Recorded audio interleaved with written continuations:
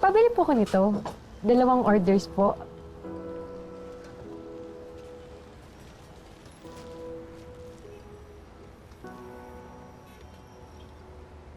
Bakit po? Ay, wala naman, Ining. Natutuwa lang ako sa'yo. Mukha kang mayaman. Ikaw yung tipong hindi papansin itong mga paninda ko.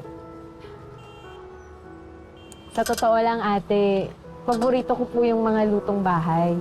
Gusto ko nga po matutong magluto ng masarap kasi mag-aasawa na ako. Ay, ganun ba? Napakaswerte naman ng mapapangasawa mo. Ang ganda mo na at ang bait mo pa. Hayaan mo, pag wala kong ginagawa, tutulungan kitang magluto. Talaga po? Wow, salamat. Aasahan ko yan, ate. Pagbayad. Salamat. Joanne. Ma?